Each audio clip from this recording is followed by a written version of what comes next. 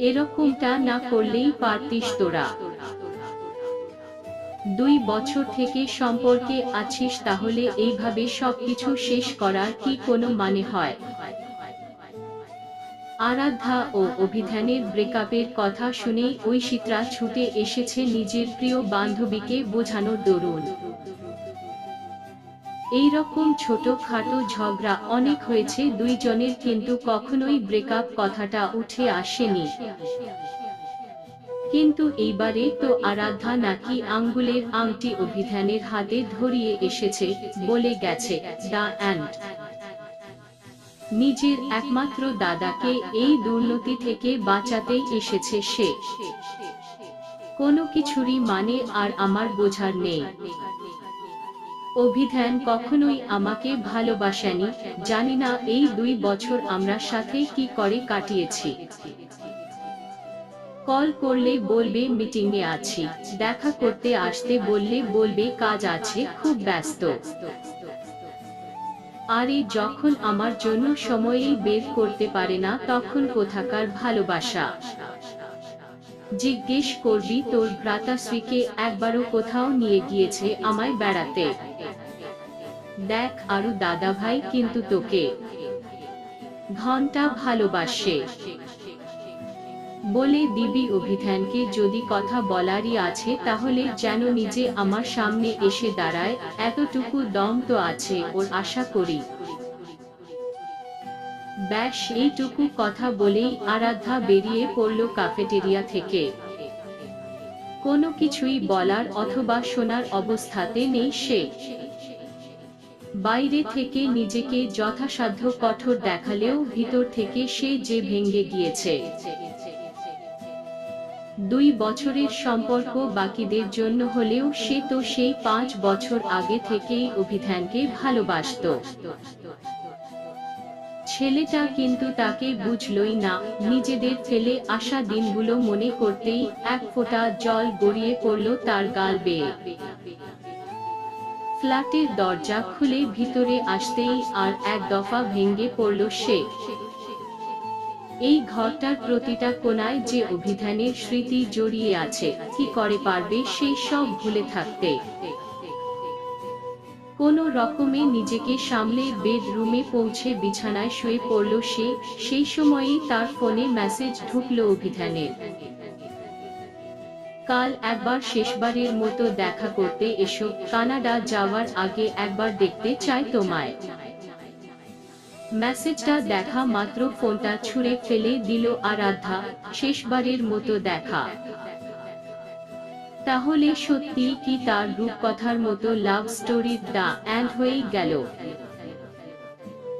সকালে চোখ খুলে দেওয়ালে থাকা তাদের ছবিটা দেখে মনে পড়ে গেল তার সেই দিনের কথা, যেদিন অভিধান তাকে তার কানাডা যাওয়ার ব্যাপারে বলে। নিজের মনেই ঠিক করে নিল যে কানাডা যাবে, তাকে জিজ্ঞেস করার তো প্রয়োজন মনে করেনি, বরং টিকিট কাটা হয়ে গেলে জানিয়ে দিয়েছে শুধু যে যাচ্ছি। নিমেষের মধ্যেই আরাধ্যার নিজেকে বড্ড মূল্যহীন মনে হয়েছিল অভিধানের কাছে। এতদিন সে ঠিকভাবে সময় না দিলেও সে বুঝতে পারত যে লাইফে স্টেবল হওয়ার জন্যই এই স্যাক্রিফাইস। কিন্তু এখন সবকিছু ছেড়ে দূরে যাওয়ার আগে বিন্দুমাত্র ভাবল না সে আরাধ্যাকে পিছনে ফেলে চলে যেতে কি একটুও দ্বিধাবোধ হবে না তার? প্রশ্নটা বলতে চেয়েও বলতে পারেনি সেই দিন সে। শুধু নিজের আঙ্গুলের আংটিটা খুলে রেখে দিয়ে এসেছিল। এইরকম ভাবে আর জীবন কাটাতে চায় না সে। আজও মনে আছে তার অভিধানের সাথে প্রথম সাক্ষাৎকারের দিনটা। বৃষ্টির জলে ভিজে কাঠ হয়ে গিয়েছিল সে, অপেক্ষা করছিল এক দোকানের বাইরে বৃষ্টি থামার জন্য। ঠিক তখনই অভিধান তার পাশে এসে দাঁড়ায়। পড়তো তারা একই কলেজে, কিন্তু তার আগে কখনোই দেখা হয়নি তাদের। শুধু আরাধ্যাই কয়েকবার দূর থেকে দেখেছিল তাকে। কলেজে আলাদাই রেপুটেশন ছিল অভিধানের, বড়লোকের ছেলে, পড়াশোনায় ফার্স্ট গ্রেড এবং গুড লুকিং। তার সামনে দাঁড়ানোটাই আরাধ্যার জন্য স্বপ্ন ছিল, যেন তার ক্রাশ বলে যে কথা। একটা গাড়ি এসে তাদের পাশে দাঁড়াতেই আরাধ্যা নিজের ভাবনা থেকে বাইরে এলো। অভিধানকে হাতে ছাতাটা ব্যাগে রাখতে দেখে আরাধ্যা বলে উঠেছিল, তুমি তো গাড়িতে যাবে, ছাতাটা আমাকে দিয়ে যাও, কখন বৃষ্টি থামবে তার কোনো ঠিক নেই। সে ভেবেছিল হয়তো অভিধান তাকে সাহায্য করবে, কিন্তু সে যে তখন ছিল এক নাম্বারের চণ্ডাল। আরাধ্যার কথাকে অগ্রাহ্য করে সে গাড়িতে উঠে বসল ও বলল, আমি অজানা কাউকে নিজের কিছু দিই না।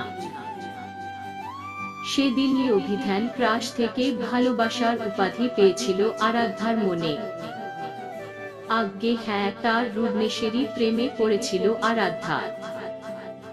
কলেজের গণ্ডি পেরিয়ে যখন সবাই নিজের নিজের চাকরি নিয়ে ব্যস্ত, তখন অভিধান ফিরে আসে তার জীবনে এক ঝড় নিয়ে।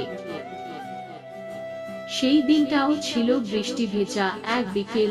নিজের অফিসের বাইরে অভিধানকে দেখে রীতিমতো চমকে উঠেছিল আরাধ্যা। সেই দিনই সে ভালোবাসার কথা জানায় তাকে, কিন্তু কবে থেকে, কেন, কতটা, এইসব প্রশ্নের ধার ধারেনি অভিধান। আরাধ্যা জিজ্ঞেস করতে গেলেও তার শুধু একটাই উত্তর, ভালোবাসার কারণ, সময় ও পরিমাপ থাকে না। ব্যাস, হয়ে গেল, কথা শেষ। এর আগে সে আর কিছুই কখনো বলেনি। তার এই নিঃশব্দ ভালোবাসায় হাঁপিয়ে উঠেছিল আরাধ্যা। এই 2 বছরে একবারও আই লাভ ইউ বলেনি অভিধান তাকে। তার অনুযায়ী ভালোবাসলে তার ব্যবহার দেখেই বোঝা যায়। আই লাভ ইউ তো আমি আমার কুকুরকেও বলি। এর উপরে আর কি বা বলবে আরাধ্যা। কিন্তু আজ পর্যন্ত কখনোই অভিধান রাগ করেনি আরাধ্যার উপর, সবকিছুই হাসিমুখে সামলে এসেছে সে। বলা বাহুল্য, তাকে চোখে হারায় অভিধান। তবে কেন চলে যেতে চাইছে সে? তাদের বিয়ের স্বপ্ন, একসাথে থাকার স্বপ্ন, সব মাটিতে মিশিয়ে কাদা করে। এর উত্তর যে আরাধ্যার কাছে নেই, কিন্তু তাকে জানতেই হবে অভিধানের এইরকম মন বদলানোর কারণ। চোখের জল মুছে সে রেডি হয়ে নিল। দেখা যে তাকে করতেই হবে। আলমারি থেকে কানের দুলগুলো বের করতে গিয়ে ধপ করে অভিধানের ডায়েরিটা নিচে পড়ে গেল। তার থেকে বেরিয়ে এলো কানাডা যাওয়ার 2টো টিকিট। 2 ঘন্টা পেরিয়ে গেল, কিন্তু আরাধ্যার টিকিটিও দেখা পেল না অভিধান। বাইরে অঝোরে বৃষ্টি হচ্ছে। তাহলে কি বৃষ্টির জন্য কোথাও ফেঁসে গিয়েছে? ফোনটা হাতে তুলেও কল করল না সে। তাদের অতিপ্রিয় রেস্টুরেন্টের চেয়ারে আবারও বসে পড়ল। তবে আর বেশিক্ষণ ওয়েট করতে হলো না তাকে। রেস্টুরেন্টের বাইরে হলুদ শাড়ি পরা মেয়েটিকে বৃষ্টিতে ভিজতে দেখে দৌড়ে সেই দিকে চলে গেল অভিধান। আরাধ্যার পাশে এসে তার গালে হাত রেখে ব্যস্ত হয়ে বলল, একি তুমি কাঁদছো কেন? অভিধানকে অবাক করে আরাধ্যা ঝাপটে ধরল তাকে।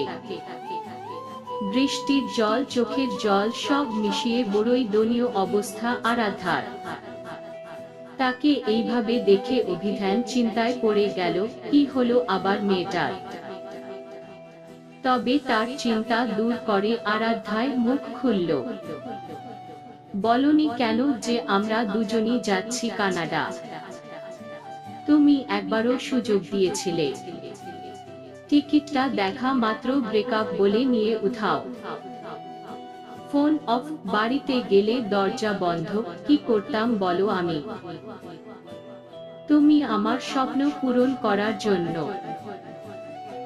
বাকিটা আর বলতে পারল না আরাধ্যা। ফুফিয়ে ফুফিয়ে কাঁদতে লাগলো অভিধানের বুকে মুখ গুজে। আলমারি থেকে ডায়েরিটা পড়তেই 2টো টিকিট বেরিয়ে এলো তার ভিতর থেকে, সাথে একটা চিঠি। ডায়েরিটা রেখে চিঠিটা খুলল আরাধ্যা। এটা তো তার লেখা চিঠি। পড়তে পড়তে চোখ থেকে জল পড়ে গেল তার। তৎক্ষণাৎ অভিধানের অফিসের একটা বন্ধু রাত্রিকে কল করলো। তার অনুমান একদমই ভুল প্রমাণ করে দিল অভিধান। সে প্রমোশন পেয়ে শুধুমাত্র নিজের উজ্জ্বল ভবিষ্যতের নিয়ে ভেবে সবকিছু ছেড়ে কানাডা যেতে চায়নি, বরং আরাধ্যার স্বপ্ন পূরণ করতে তার সাথে কানাডা যেতে চাইছিল। অভিধানকে ভুল বোঝার জন্য নিজেকেই ধিক্কার দিচ্ছিল আরাধ্যা, কিভাবে তার সাথে চোখ মেলাবে ভেবে কুল কিনারা পাচ্ছিল না সে। সেই 1.5 বছর আগের বলা একটা কথা, একটা স্বপ্নকে নিয়ে যে অভিধান এইভাবে সব প্ল্যানিং করবে, এটা তার ভাবনারও ওপারে ছিল। কানাডার আর্টিকো কোম্পানিতে কাজ করার ইচ্ছা আছে তার, সেখান থেকে অফারও পেয়েছিল, কিন্তু ফাইন্যান্সিয়াল প্রবলেমের জন্য যেতে পারেনি। সে যে এই কথাটা অভিধানকে বলেছিল সেটা তারই মনে ছিল না, চিঠিটা না দেখলে হয়তো মনেও পড়তো না। যে স্বপ্নটা সে ফেলে এসেছিল অতীতে, সেটাকেই অভিধান তার ভবিষ্যৎ বানিয়ে হাজির করেছে তার সামনে। ডায়েরিটা আবার খুলে দেখতে তার জয়েনিং লেটার ও অভিধানের ট্রান্সফার লেটারটাও তার চোখে পড়ল। কানাডাতে ট্রান্সফার হলে অভিধানের লস হবে, তাও সে আরাধ্যার জন্য সেটা করতে রাজি হয়ে গেল। কোনো মতে সব আবার সাজিয়ে ডায়েরিটার ভিতরে রাখতে প্রথম পৃষ্ঠাটার ওপর নজর গেল তার। তাদেরই সাথে তোলা একটা ছবি চিপকানো আছে পাতাটাতে, নিচে লাল কলমে লেখা, তোমাকে কখনো বলা হয়নি আরু, আই লাভ ইউ অনেক অনেক অনেক। সত্যি ছেলেটা ভালোবাসি না বলেও কত ভালোবেসেছে তাকে। চোখের জল মুছে সুন্দরভাবে তৈরি হয়ে নিল আরাধ্যা। অভিধানকে অনেক কিছু বলার আছে যে তার।